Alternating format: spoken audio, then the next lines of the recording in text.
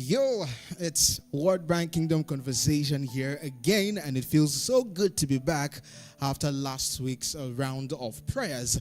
I'm talking about the recently concluded altar of completion, where we rendered our voices to heaven and seeking to heaven, seeking God's face on this idea of completion, being able to start and complete. And here we are back again on another edition of World Brand Kingdom Conversation. It feels good to be back.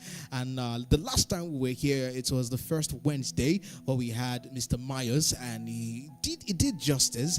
And even though we didn't have enough time to go through all of that which he had in store for us, but I'm sure we still got a whole lot, and I'm still thinking about all that he said and still reading in the wisdom and the things that he said. But here we're back again right here on World Bank Kingdom Conversation, still on the theme, why intelligent Nigerians remain stuck financially. It's a conversation that you can never get the end of.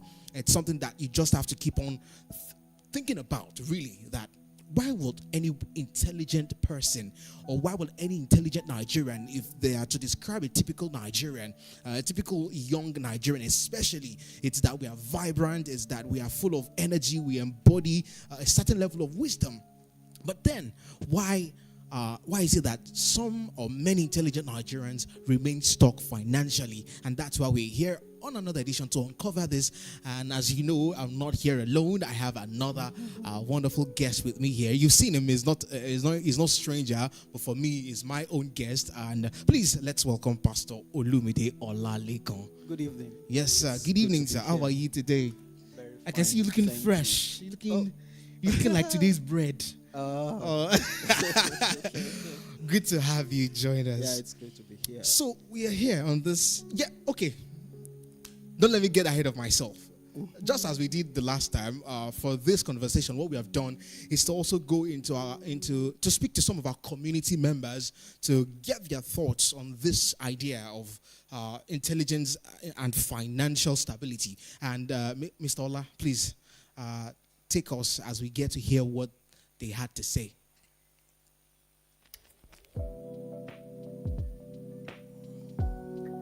Wallahi, I don't know. Because if you ask me, I'm in the same shoes. I don't know. I guess there's something we don't know.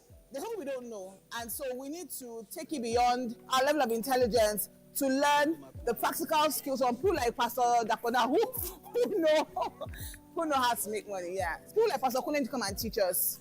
I don't know. But I need help too. Now, there is a law that governs the building of wealth. And you have to know the law, and you have to keep the law or observe it. So one of the laws is like income.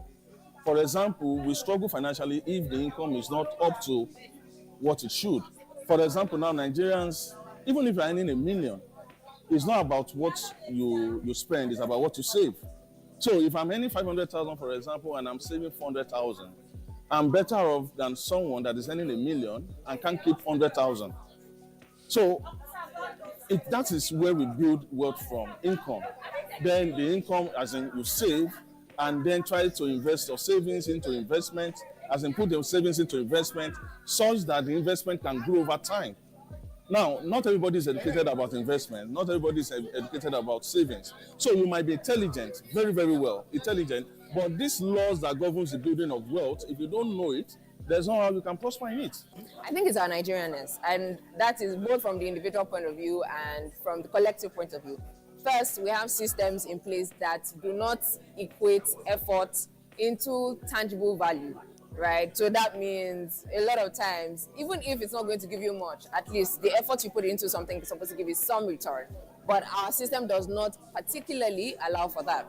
Then there's the individual Nigerianness to it. And the individual Nigerianness is excellence, diligence, integrity of work, how we're able to capture the value that is innate, what we have within us, and turn it into actual value. We don't have so much of that. And I think that's why Nigerians are stuck financially, if that makes sense. I think most times intelligent people are broke in this nation due to so different reasons. Sometimes it may be due to lack of financial intelligence. Some of them are in business, but due to lack of the knowledge of the business or enough capital, can make them to be broke. Some may be broke due to mismanagement. Because I know people working, earning enough, but even that's enough is not enough for them. Whereas that's not enough can be enough for some other people. I cannot really say because it differs individually. Because some people that are broke, their level of brokenness is what other people are thriving on.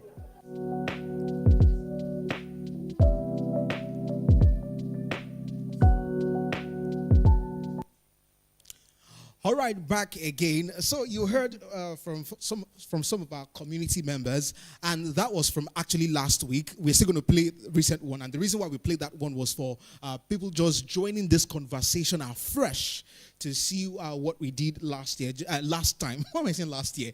Last week, last 2 weeks, to be able to get in line with the conversation. And don't forget, please, if you have thoughts, if you have questions, please kindly send us a message in the comment, drop a message in the comment box. If you're also here, let us know if you have questions so we can also go back. We'll still play the second one, but I just like us to start the conversation and let Pastor Olumide get us going. So, like I did the last time, I think the first place to start will be to even define intelligence, right? I know that some will say it's subjective, some will say it's relative. But if you're to think in terms of intelligence, how would you even describe intelligence so that we can even have a perspective? All right. I think. Well, thank God we have AI. So while that video was going on, I just punched the word intelligent into the Meta AI, and this was what it gave me. It says intelligent means having a high level of mental capacity, quick thinking, and sharp problem-solving skills. It's about being smart, clever, and able to grasp complex ideas with ease. So, the topic we are actually dealing with, that we've been dealing with in the past couple of weeks, and which we're also talking about today, sounds a bit of a paradox. Yes. If I may say. And because you're saying intelligent on one part, and if you look at the context of the definition of intelligent that I just read out, and you're saying that the person is also financially stuck, then it somehow seems contradictory. But in a sense, again, if you actually flip back to look at it, especially now, let's look at this. Let's look at the definition again, Coyote, and I think we'll be able to pick out something here, especially from the point of view of intelligence. Number one is high level of mental capacity. Yeah.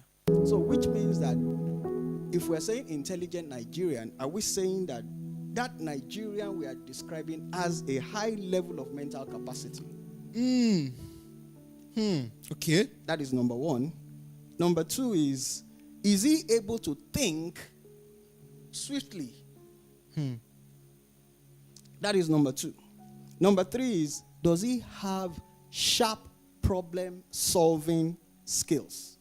Sharp problem-solving skills. Because sometimes the challenge with words is that we've used words so much that we have actually lost the real meaning of those words. And so we oftentimes, sometimes misuse those words thinking that we're using them rightly. And I'm not saying this is not accurate, because in a sense, maybe because I'm running a research, it's actually a research topic. Wow.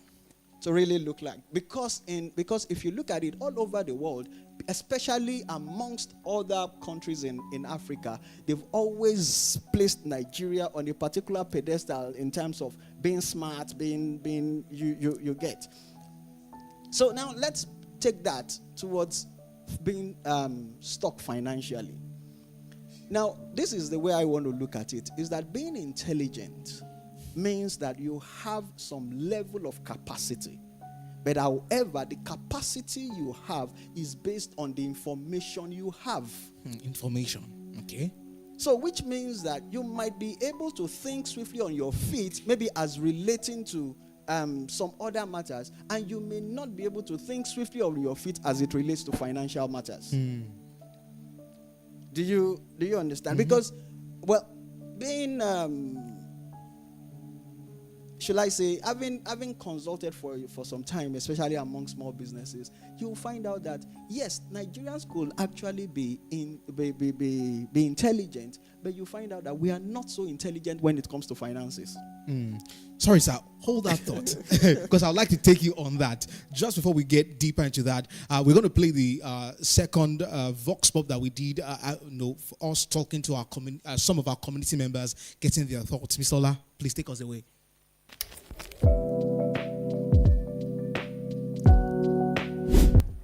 For me, it's very simple. Simply, we prioritize consumption over building assets. What do I mean? I make a few millions, I want to drive expensive cars. Instead of reinvesting that money into the business to build it, but because the society terms you to be successful, if you are driving a big car, you live in a big house, and probably you are wearing designers. But basically, that is not success. So for me, we prioritize consumption over building assets. I believe because many of us don't know about money. We don't know about how to manage money properly. And like we was said today in the service, we don't have the right understanding. Well, I think why many intelligent Nigerians are broke is financial discipline. Everybody just make money and want to show off. Show off is a cultural heritage. Let me use the word like that. Financial discipline is making a lot of intelligent Nigerians broke. They don't understand the importance of investment, stockbroking, trading, and so on. So that's one main reason a lot of intelligent Nigerians are broke. Financial indiscipline. Are we really stuck? Well, I can say yes. Maybe to some of us, we know too much. And to some, they know less. You know, it depends on your level of intelligence, on what you know about, how you execute what you hear about. Some of us, we hear the right thing, but we will not put it in action. Maybe that is why we are stopped.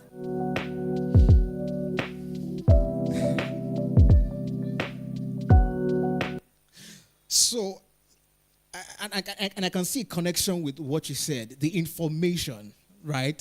And it's so interesting that, because what they said is also, it corroborates what you're saying about information, the mental capacity, but then the information part. Yes, like I said, it doesn't mean that you don't have the mental capacity, but it just has to do with what information have you been exposed to. You know, I was saying earlier on that I've mingled and I've worked with quite a number of entrepreneurs.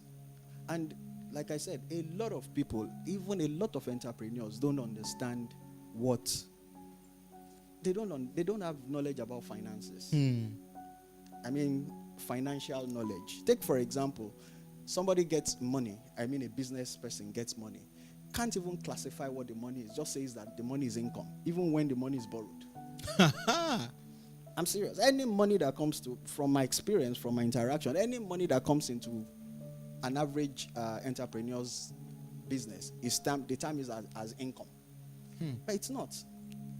You know, one of the speakers in the video we just played says that we don't even understand what are assets, what are liabilities. What are income. When you generate, how do you generate assets? What are assets used for? What are liabilities? What do you use liabilities for? So in that context, you will always find out that there is no way, no matter how much money you make, there is no way that you will still not end up being broke. However, you will also find out that there are some certain people who have this knowledge, who understand these things, but because they are also in a phase of life whereby they are trying to build wealth, they may not be able to spend or take care of some certain things as it were. Do you understand what I'm saying? Now, let me go back again to my AI. to define so that it helps us. Because I'm sure that I think it was in the first video that you played that somebody spoke about. It says that I asked AI here, I said, what is it to be financially stuck? You know what he said? What it said.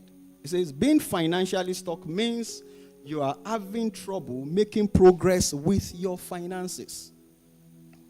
It is like being in a rut and can't seem to move forward. This could be due to what? Number one, it says it could be due to debt, low income, overspending, or unexpected expenses. And I think one of them, I think it was Sam who said it in the video. You know, we live in a culture whereby if you don't show off, you are not trying to be successful. And you know the unfortunate thing is that even when you don't have, you know, let me say this, because I think I have said it quite in a lot of discussion very recently. Is that, do you know that now the wave of grants in business has subsided a bit, maybe because of what Trump is doing. But do you notice that during the era of grants in this country, people will apply, collect a grant. Ask me, what do they do with it after collecting it? Flex it. Thank you. They now, you know, the unfortunate part of it is that they now end up turning to be motivational speakers. Hey. Telling other people how they got their grant, whereas the grant was for you to go back into that business. Yes. And I'm not saying some people do not make good use of it. Some people have even scaled through that, but go and check. I think it's also researchable. Go and check. A larger percentage ended, and why? Because we are in a culture that you have to show off. Unfortunately, even those who give out the grants don't make matters easy because they want to show you off that they've given you the grant. And we end up being consumed in that stream, and we forget about the real thing that made us to even apply and to obtain the grant in the first place. So, which means that, why? Because number one, culturally, and this also doesn't mean that it doesn't affect people maybe in the West, but maybe because they have a lot more, I mean in the Western world, but maybe because they have a lot more structure in their environment, they can accept, because you find out a lot of people are living on loans out there, not because they are financially better than us. But unfortunately for us, we live in a culture that you just have to show off, to show that, oh, I have arrived. And because we've also lived in a state of, maybe in a state of poverty for quite a long time, you quickly just want to, the little money you have, you quickly want to show people that, oh, I have also arrived. But now, so let's get back to that. The phrase says that, well, number one, debt. And I can tell you that we live over and over again. In actual fact, we even borrow to pay debt. To pay debt. Then number two is the aspect of income. Someone who is not generating income to start with, or number two, another person who is actually generating income. But the income, you know, oftentimes I also say this, I don't know how factual it is, but I always say this, that maybe especially from my days in paid employment, that believe you me, when you get into paid employment, you are happy with your salary. But 3-4 months down the line, you'll find out that your expenses will overshadow your salary. Yes, true. But why is it overshadowing our salary? Is also because most often times, the money we have collected, we end up just expending them on things that will not return value back to us. So, I really like that. But if there's anything to circle around from this our conversation so far, is that there's that depth of information about finance, and there is this cultural stronghold that holds people to ransom to want to show off for any and whatever reason they have. And I'll keep that somewhere. But I'd like to ask this question out of curiosity. Thankfully, you've also given us this definition, thanks to AI, by the way, to help us define things. Strong mental capacity, problem solving, being smart. But my question is that for anyone who has these qualities, should the result be that they are financially okay? I mean, Or is it Well, that the society has defined, or is that society has defined for us that if you're intelligent, you must be a billionaire, a millionaire? Well, like I said, if we go by that definition of, it says that it says high mental capacity for someone that is intelligent. Then number two, the person also has is able to think swiftly on his feet, maybe maneuver his way around situations. Then number three is problem-solving skills. And let me jump to that problem-solving skills. I know I'm not answering your question yet, but I'll come back to it.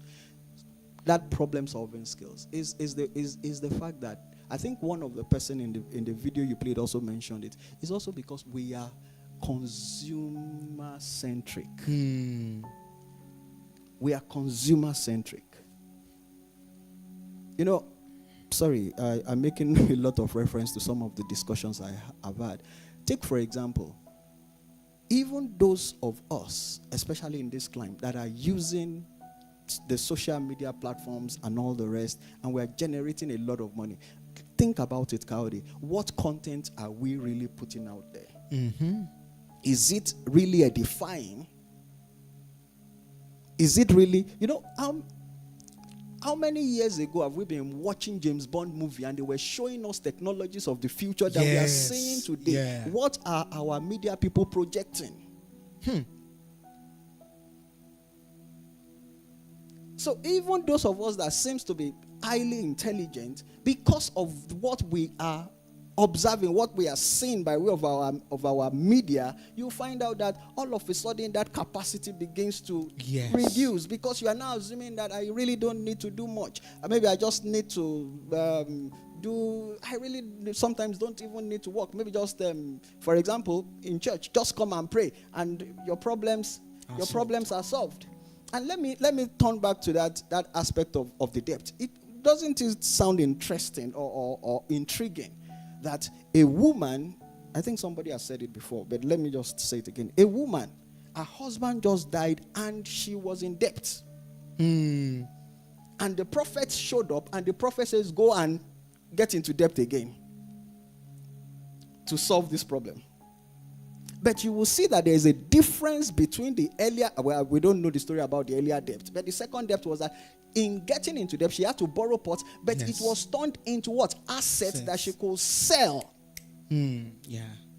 And you will find it let me tell you, if you really sit down with that passage, there is a lot of financial nuggets in that particular story. Because it says, the prophet says, feel it.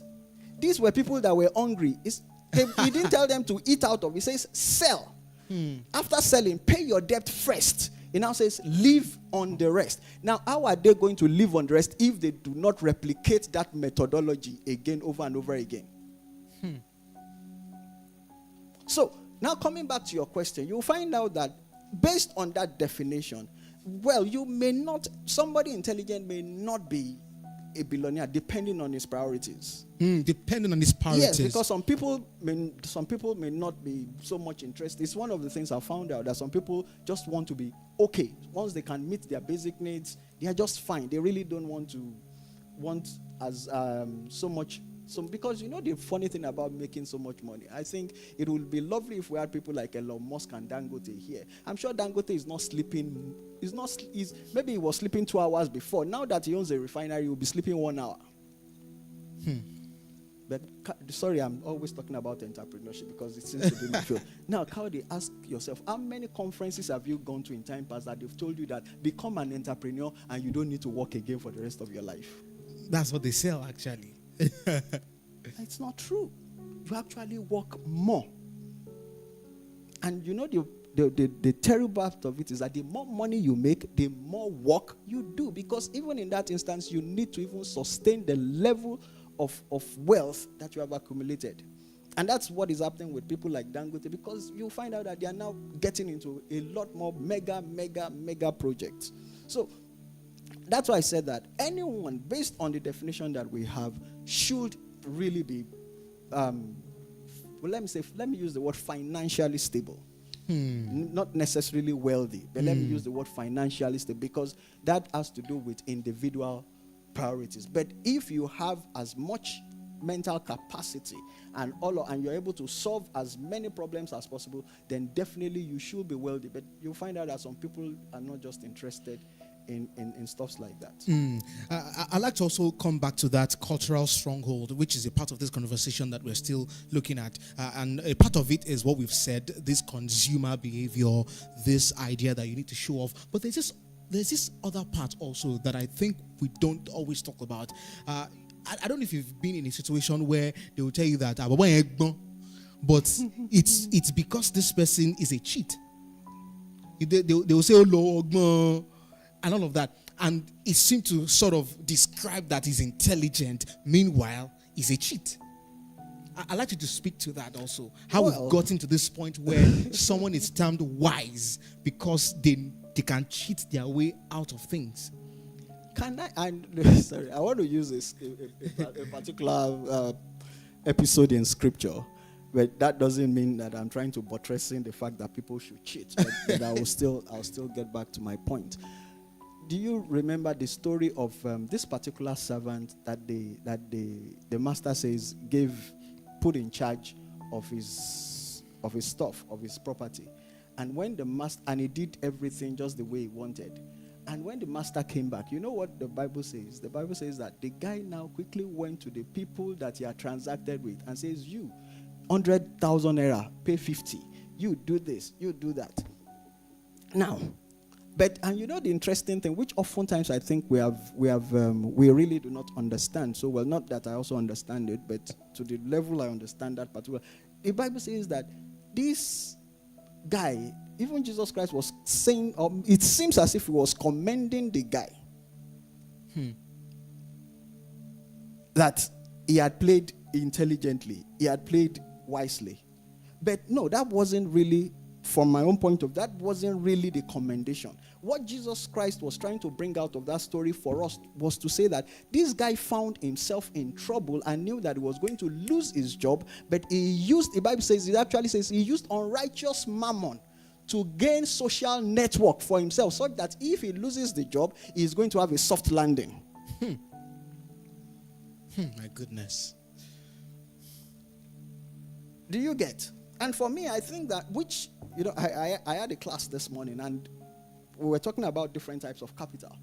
And you'll find out that oftentimes this is what we do because we are gunning after money.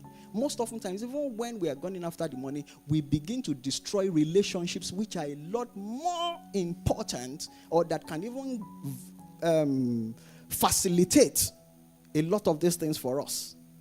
Because all focus is on the money. And because the society, that's what the society celebrates. Go to churches, they celebrate whether, it doesn't matter how you made the money, you're okay in church. Our traditional system, they will give you chieftaincy title. So, and you'll find out that all structures in society is even supporting this particular end. But now, let's backtrack. And that is really where the point is for us as Christians.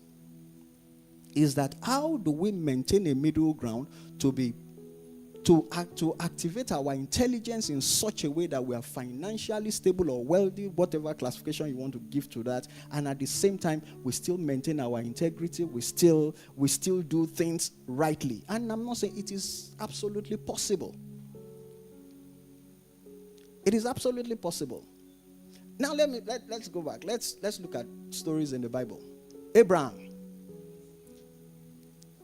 There was famine in the land. The Bible says Abraham did what? Abraham japa to Egypt. Because Egypt was the economic center as at that time. But what happened to Abraham in Egypt? Technically, Abraham played pranks because he lied about his wife. Mm-hmm. But he ended up becoming wealthy. Because the Bible says that he was compensated. Those guys compensated him, and it's recorded that he was wealthy. Now, let's come to Isaac. The same thing also happened to Isaac at a particular point, but that's not what I want to dwell on. Now, let's look at Isaac. The same famine happened. Isaac, too, saw the footstep of his father, that he took off to, or he heard the story, he took off to Egypt. Isaac, too, wanted to take off to Egypt, but God says, no, stay. And that is where I want to tie it down to, especially what we've done in the last 1 week. And because I was in service yesterday, and what Pastor also spoke about in service about stewardship of prayer. That's where the aspect of prayer comes in. For us to be able to know the intent and plans of God for us to be able to activate in such a way that we will, number one, not soil our ends. Number two, not even, there won't be an after effect of the money that we make. Because I believe very something, even when God forgives you, there are still consequences for your action. Yes. Okay, let's now come to the information part. My question now is that, how then is it possible that, going by this definition that we've been able to establish, mental capacity, problem solving, being smart, how then is it possible that such a person doesn't have the information to liberate him financially? Will we say that he doesn't have the information? Or maybe another question we should ask is that the information he's actually looking for?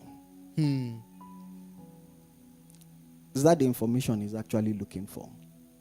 That's a question that we need to ask ourselves. Is that the information he should be looking for?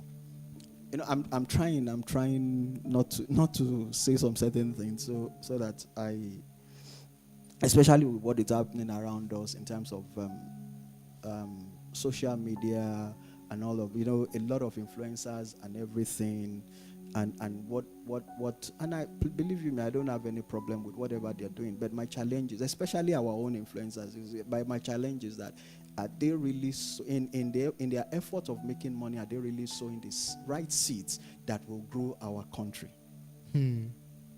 That's just my challenge with whatever they are doing. So now the thing is this, is that, sorry, I've even forgotten my chain of thought. Now, so the very first thing is that, what information are you looking for?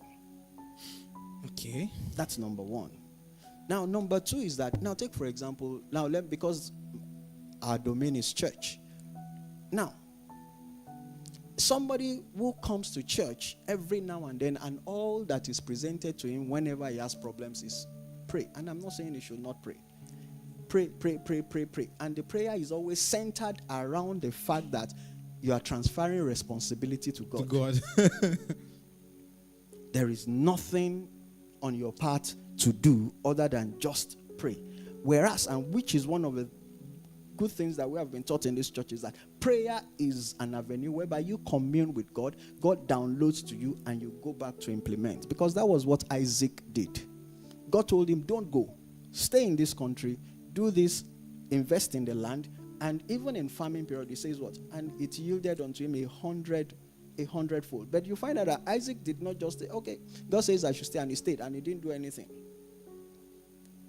Do you understand what I'm trying to say? So I think that, number one, it is, what information are you actually looking for? Is it an information that you want to be liberated financially? Do you get my point? Is it an information that will ensure that you are liberated financially?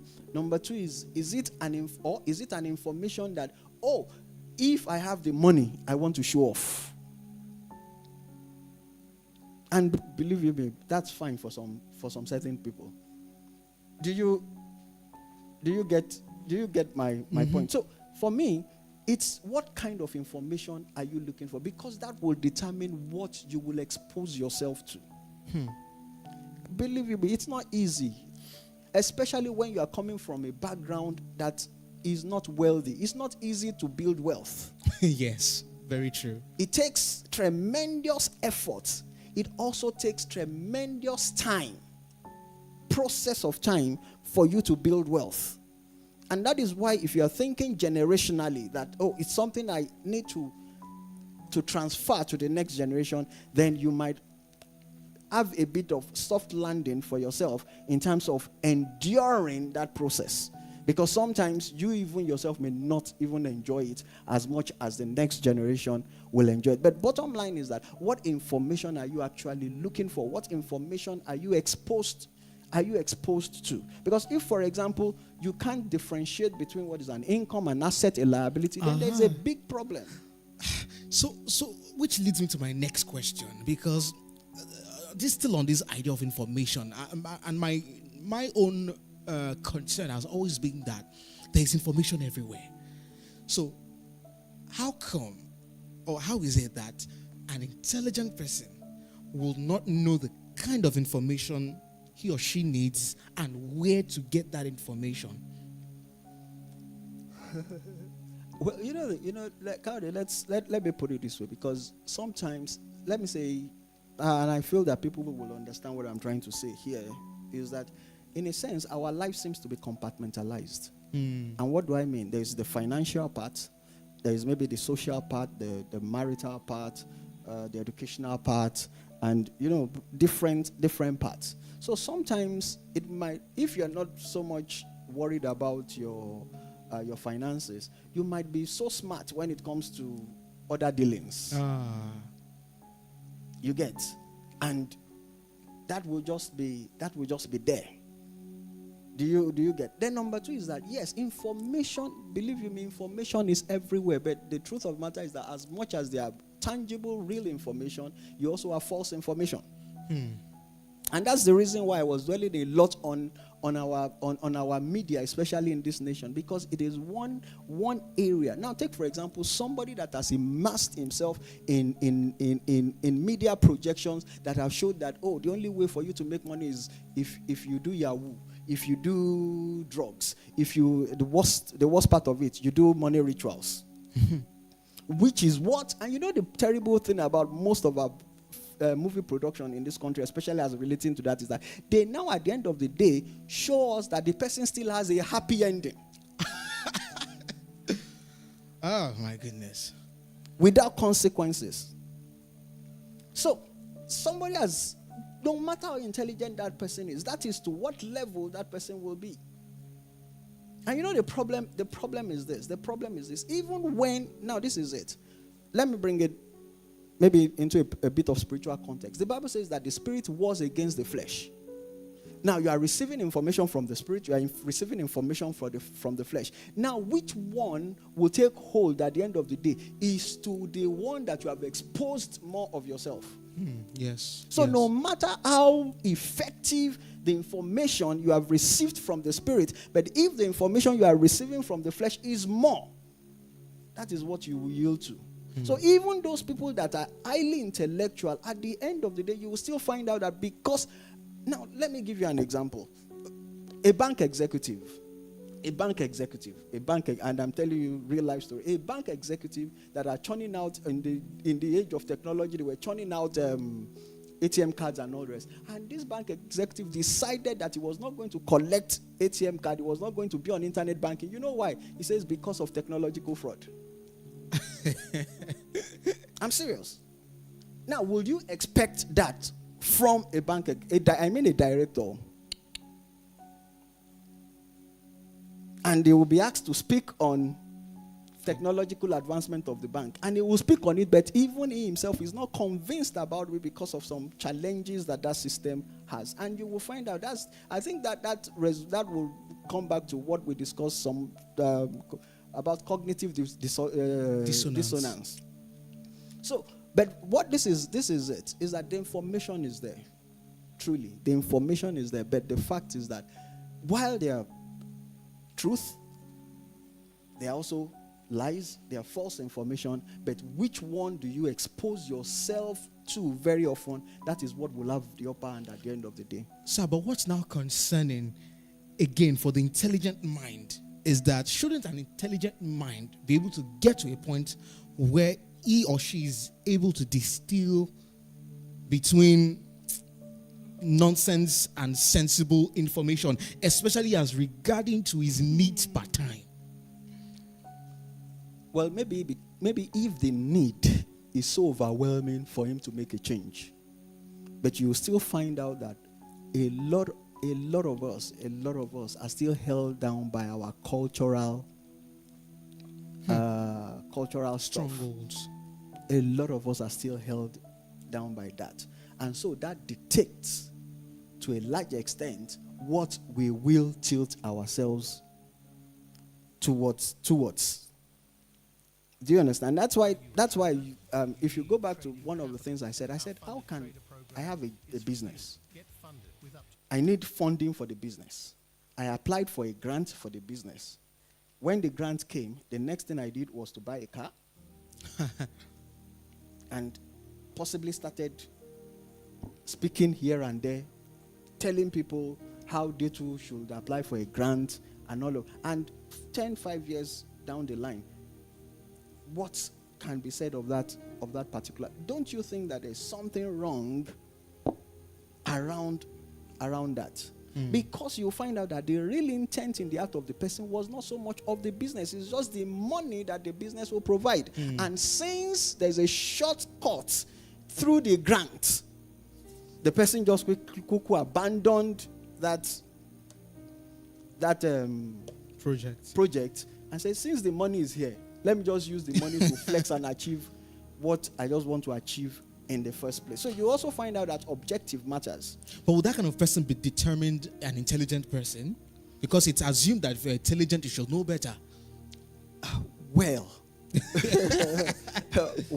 that's why I said that it's not as if the person is not intelligent, but the person has, how do I put it? Or the person's focus. Yes. Now, the person, I think Pastor was saying that on Sunday, is that you'll find out that okay. Now, let's look at this example. How come, with all the miracles that God did for the children of Israel, every little challenge, they are saying that they are better off in Egypt? Yes, yeah. Very relatable. Why? Because there's still that residue somewhere, that trigger somewhere. And it has not been dealt with. So from what you're saying now, there is that need for everyone, whether you think you're intelligent or not, to first of all get their mind out of strongholds, limiting their ability to focus on or pay attention to priorities that will help their life for the long run. Well, again, if you think about it, it's weird that we're assuming that it will help their life for the long run. Okay. So it's we that we think that it will help their life for it, because that's why I said individual objectives are different. Unless, if we bring it into scriptural context, now you'll find out that unless there is a major encounter that will cause that shift. Unless there is a major encounter that will cause the shift. Because if without that, it's not, because again, you want to say, because a lot of, and I'll say this, that a lot of us, the money we are looking for is just the money that will make us comfortable. We are not, I'm saying it, we are not even interested in wanting to solve any problem. Let's shall have money that would maybe build a house, I can drive a car, I can pay my children's school fees, we are not interested in whatever is happening in our society. We are least interested about it. So is it that person that you now want to say that? No. So, and that's why I said, until there is a major encounter that will cause a shift in the mindset of that person to begin to think of, okay, take for example, one of the things I love about Dangote's statements, I think I read a long time ago, was I says that I am building business to create jobs. Not to, you didn't say, well, that was what I read. He didn't say that to make myself the richest man in Africa or in the world. He says that I am creating jobs, creating businesses to create jobs and ensure that people can put foods on their table. Which is doing reasonably well. Well, in that regard. Now, that is a mindset of a billionaire. But you also find another billionaire that will say that I am a self-made billionaire. And everything that person will be pushing is just showcasing himself as the wealthiest and all the rest. 2 billionaires, that's even billionaires, though not even poor people now. And so you'll find out that priorities for people are different. But like I said, it's until, especially now bringing it into our kingdom conversation, is that until we have a mindset shift of the fact that beyond our own comfort or convenience, there are other people God really wants us to reach, and that's why He needs us to be financially stable. Amazing.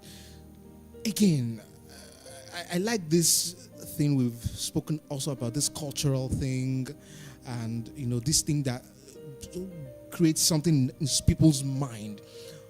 And I was thinking that, don't you agree that the system that runs this country has sort of incapacitated our intelligent minds to the point that the only thing we are thinking of right now is survival? Well, that's absolutely true. That's absolutely true. But you also find out that because we are exposed to information about what is happening in other climes, it's making some of us feel that we can rise above that survival mentality to begin to create something. So of information value. again. So it's still information that we expose ourselves to. So it's making us to think that, oh, we can. Sometimes, and I'm not against those who are traveling out and all the rest. Sometimes this is what I think. One of the discussions I have with myself, especially when people travel out and they are condemning Nigeria and all the rest, I'm asking them, where were you when those people were sacrificing for the economy you are stepping into? Because you find out that a lot of them is still that consumer mindset they're taking into that, and you will find out that they are not also going to contribute meaningfully into that environment. Because they just want a safe place. But whereas some people sacrificed to build that system that we want to run into. So who is going to build this system? So while I agree with you, but then again, it also gives us that avenue to now say that how well can we apply our intelligence to not just only lift ourselves out of this survival mode, but to also create a conducive ecosystem or environment for others to be lifted up as well. So lastly, I love the fact that a major part of this conversation was on information. And my question will be that, so what then does an intelligent mind, what kind of information, an intelligent Nigerian hoping to break free financially, to unlock a new level, what kind of information, where should that person start? It's simple. We are talking about finances. Get information on finances. Number one, the very first place to start is how to earn. How to earn. That's the very first place. Earn. Once you start earning, how do you now begin to maybe save? Then after you save, what is the next thing? Invest. Do you understand? And from there, you now begin to possibly diversify your investment. But don't forget again, like I said, especially for us in the kingdom, especially as Christians, is that we still have that key asset that God has given to us, which is prayer, where we can commune with Him to be able to understand what we need to do to earn, to start with, what we need to do to save, how much we need to save. Number 3, what are we going to put our savings into? Number 4, how do we begin to diversify our investment? Because the truth of the matter is this: if you say you want to follow man, sometimes you might end up getting yourself into trouble. Now that's bringing in the spiritual dimension into this aspect, and you will also find the template, especially with Joseph in the Bible during the time of plenty. There were 7 portions, and during the time of famine, he started kickstarting from the savings to begin to invest, to equity holding, and and things like that. So the template is already there for us to follow. But in actual fact, not just following the bandwagon of whatever people are doing, but it's just to say that, okay, God, I've come to you. Can you show me, explain to me, teach me what are the things that I need to do? Let me ask you a question. With the war going on in Iran, if Dangote had not built the refinery, my goodness. I think I was thinking about this one time like that too. if he had not built the refinery, it's not as if we won't get fuel, but if we leave it to our petroleum marketers, the price will be crazy. And a lot of us may not even be able to afford it. Even though I said lastly, as we were talking, it just dawned on me to also put this also, because it's owing from what Mr. Myers said from last 2 weeks about this cycle where someone is always in survival mode. Yes, thankfully you also helped us to say that there's got to be that spiritual angle. We have the God factor. We can pray things to be. We can ask God for direction to seek. But this also, there's this thing also with this cycle of survival. Every day comes with its own expense. As you're trying to get this information, you're trying to learn how to earn, how to ensure that you can, earn as much as possible to live through the day. If care is not taken, realize that the expenses is, for example, now there is petrol is on the rise. Transportation will definitely increase, and we're probably thinking that, okay, I'll just have to manage this, but then something happens again. It is as if the expenses are faster than how much you earn. How is anyone meant to survive in that situation? The truth of the matter is that it will always be like that. Things will most likely continue to progressively get a lot more expensive. Things are going to be a lot more, but it still doesn't remove that principle. Now, Cowdy, the Bible is our reference point after all the other discussions. If you were in Isaac's shoes, there is famine in the land. God says, stay in this famine and invest. Won't you argue with him? Mm-hmm. Won't you say the cost of things? Won't you say the land, there's no rain? And when there are famine during those periods, it's because there's no rain. And God is saying, plant in a land that rain will not fall on. So we must be people of faith, because faith is, there is a corresponding action to whatever God tells you to do. That's what is faith. So when God tells you, invest, let me tell you, Cowdy, it is simple. What you just find out at the end of the day is that worst case scenario, all the money you have is to feed yourself morning, afternoon, and night. Worst case scenario, you deny yourself one meal to invest. It's not easy. I don't know how far it is true. I was seeing a news item very recently that they were showing the room, the apartment that Elon Musk is living in. And you can never believe, I hope it is true what I saw, you can never believe that the richest man in the whole world is living in this particular apartment. How impoverished that apartment seems to look like. But you will find out that what the guy is doing is this. He's saying that I can still deny myself some stuff to be able to still. But sometimes the challenge is this: we want to eat our cake and have it. And it's not possible. It is not possible. What do you think Dangote would have done with $20 billion if it were sitting in his account? Don't forget that $20 billion invested in the refinery, there is no certainty that the refinery was going to work. We think that it was just automatic. Look at the fight Dangote has been in ever since the opening up. And we thought that our people should have embraced him. And that is where we Christians make the mistake. We think that because God has told us something, there won't be opposition. We think that there won't be sacrifices made. And so that's why I'm saying that the barest minimum is that, okay, the money you have is for food. It will take you for 3 meals per day. Spare 1 meal and invest that particular amount. You'll be shocked. It also doesn't mean that you may not lose it. But oftentimes the problem is that we focus more on the losing parts that we do not do anything.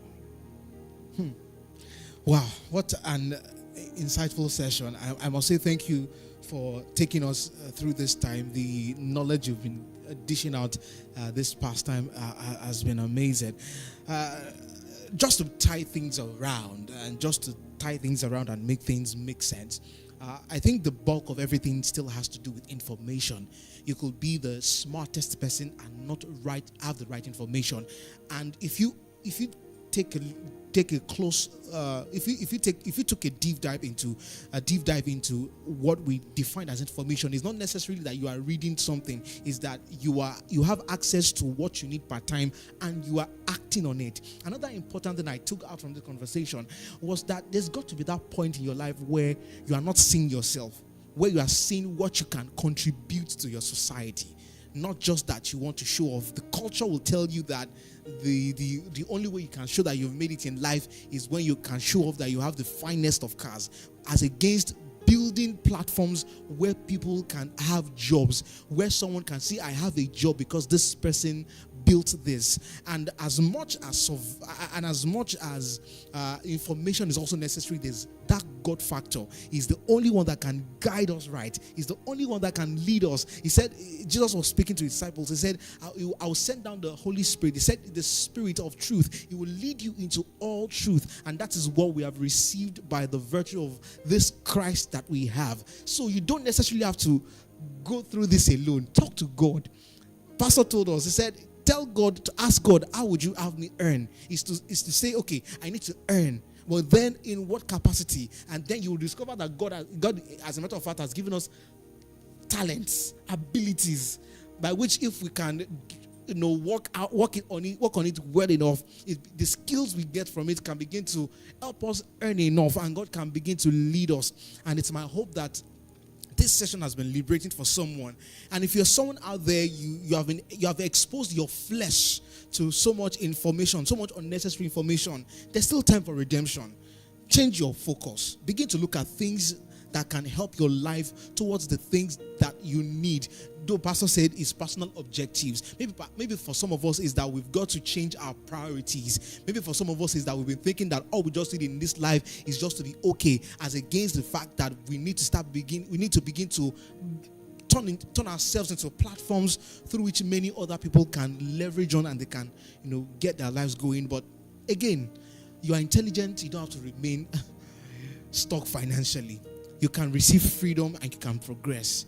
And I'm sure that you can take all of this that has been said. I believe that it will help you take the next step forward into unlocking financial possibilities. Pastor, thank you very much for taking us to this time. It's a pleasure. Yes. So we call it a wrap for tonight. And don't forget, on Saturday is our leadership meeting, 7 a.m. If you're interested in leadership, you want to know more about leadership, tune in. And on Sunday, we resume our service time by 8 a.m.